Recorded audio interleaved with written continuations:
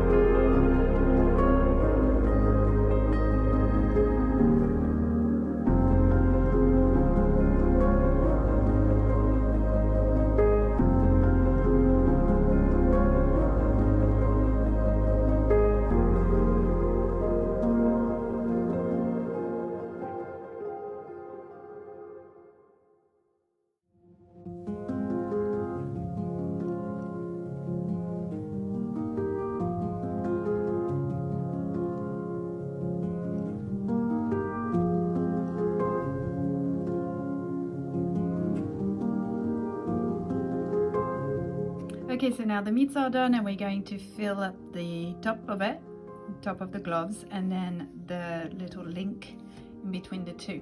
And we're going to do all of them in the same color, and the link is going to be a chain stitch, and the top of the gloves is going to be all filled out with a French knot.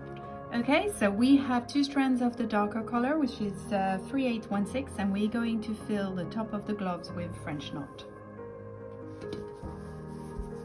I'm going to start with actually this one and start this way, and we're going to build the French knot in a row.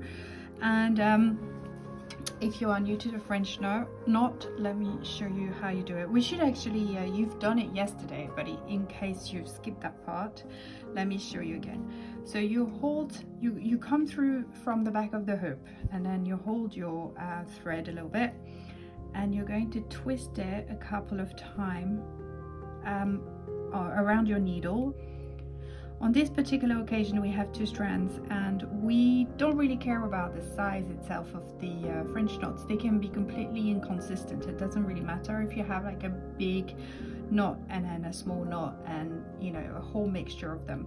And actually, as a matter of fact, it can be quite interesting, because if you think of how it would look in a natural environment, you wouldn't necessarily have all the curls the same size.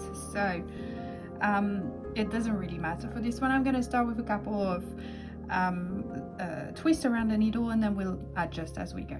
So you hold on to your strand, then you twist it a couple of times around your needle, and then you're going to push your needle through next to the original hole. Do not put it through the same hole, or it will actually come through the back and it will not work. So here you go, you have your very first one, and we are going to build that up all along the edge of the glove. By the time you finish this piece, you should be quite good with your French knots, and you probably will have made a couple of mistakes and have to rectify them. So that's the best way to learn with this one.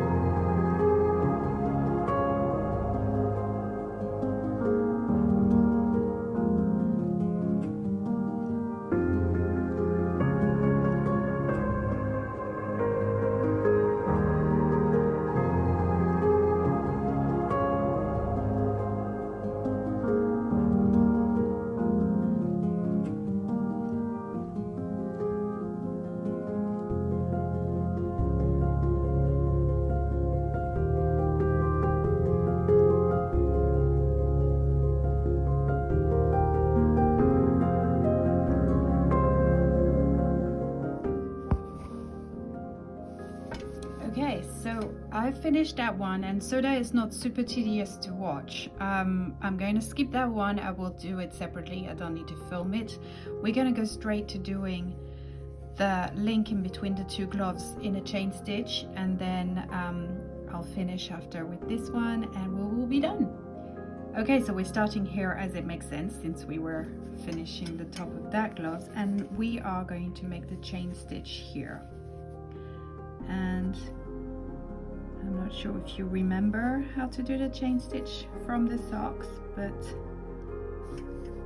that's how you do it. So you will go in and out, make sure that the thread hook around the needle goes through,